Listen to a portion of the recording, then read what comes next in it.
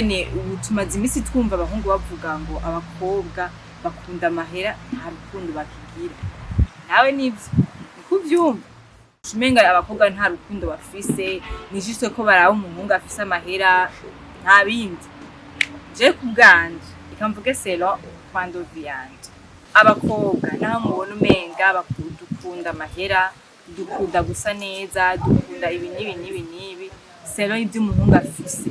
Ego ntitwanka amahera bien sûr, mugabo turafise urukundo baje, turafise urukundo vraiment. Kubera jewe nk'umukobwa ndakunda, mugabo sinzoza gukunda umuhungu nawe atanyeretse urukundo. Ashobora kuba afise ivyo bintu nkakurikira ivyo bintu, mugabo jewe kugira ngo nzokurikire nzomukunde ntavyo ivyo bintu nuko azoba yabinyereye. Nimba amahera yabaye ingorane canke vyarabaye ingorane vy'uko abakobwa tutabonye umuhungu afise amahera, abakobwa tutabonye umuhungu aduha ibintu, ntidushaka kumukunda sérieusement. Yego bien sûr turashaka gusa neza, turashaka kwambara neza, mugabo wewe nk'umuhungu utanga iki ku mukobwa? Kubera ko ucumenga nta rukundo ruri mu bakobwa, alors que aho abakobwa bagikunda. Tubivugane kuri ico kintu.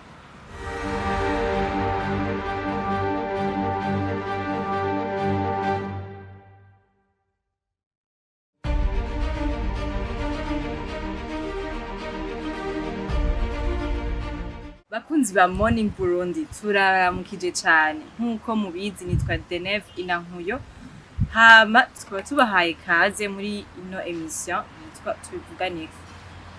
Ibyo tuza kuvugana ko rero uno munsi birakaze cane, birashushe, bira mugenzi wawe ngo birashushe. Ati gute?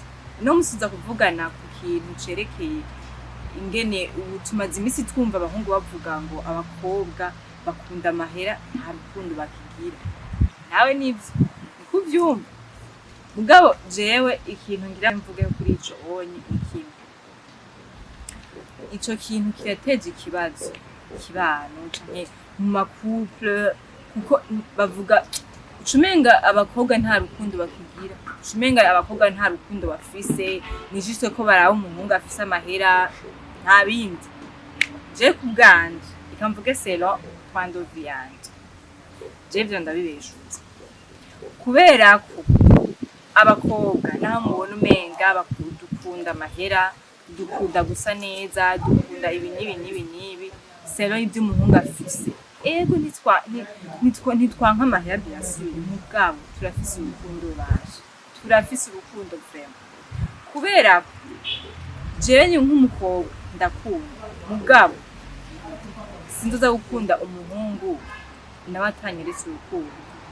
Ashobora kuba afise ivyo bintu nkakurikira ivyo bintu, mugabo jewe kugira ngo nzokurikire nzomukunde ntavyo ivyo bintu nuko azoba yabinyeretse, nuko nzoba nabonye uko yifata, uko amfata, canke ingene ameze, mbega wewe yifata gute, niho nyene nzomukunda nkawe nyene ntaravye amahera yiwe. Mugabo atanse mu gihe umuhungu azoba ataye fora ashiramo muri urwo rukundo rwacu canke muri relation yacu, bien sûr nzobona amahera yiwe, sinzobona urukundo. Rero nayishaka tubivuganeko, mwebwe mubibona gute? Kubera ko ucumenga nta rukundo ruri mu bakobwa, alors que aho abakobwa bagikunda, aho abakobwa bafise urukundo. Rero ni ukuri bantu b'Imana, tubivugane kuri ico kintu. Nimba amahera muri kino gihe yabaye ingorane canke vyarabaye ingorane vy'uko abakobwa tutabonye umuhungu afise amahera, abakobwa tutabonye umuhungu aduha ibintu, ntidushaka kumukunda sérieusement. Yego bien sûr turashaka gusa neza, turashaka kwambara neza, mugabo wewe nk'umuhungu utanga iki ku mukobwa? Uramwereka urukundo rwawe canke uvuga ati nimba ndamuhaye amahera yo gusuka, nimba ndamuhaye amahera yo ya déplacement n'ibindi ivyo birahagije? Est-ce que uramuba hafi? Ukwiriye? Est-ce que umenya umuganiriza gute? eske caractère yawe canke imyifato yawe imeze gute kugira ngo uwo mukobwa akunde ukuri ntakunde ibyo ufise.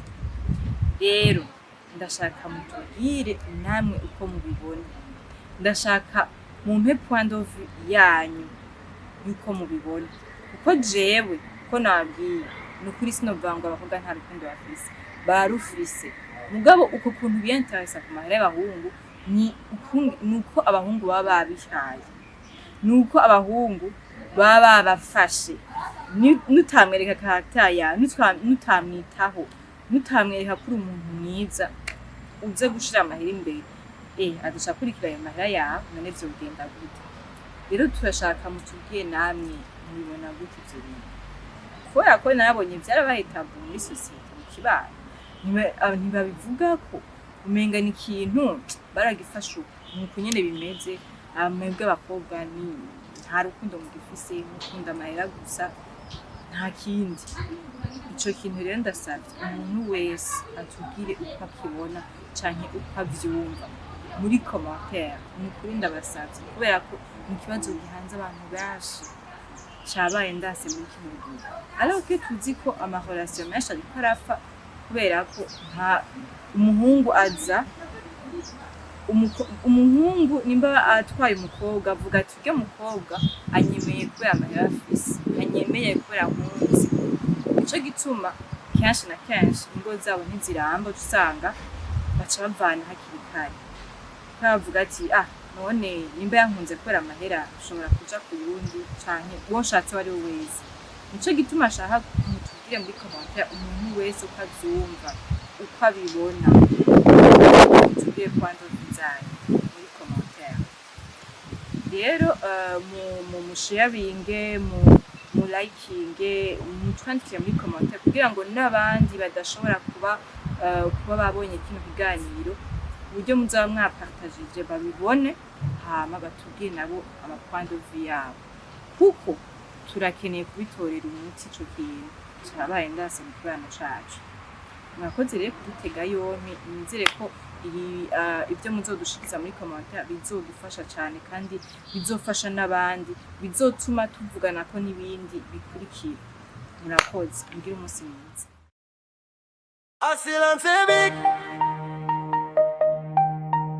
Inyishu y'ukuri kuri bose.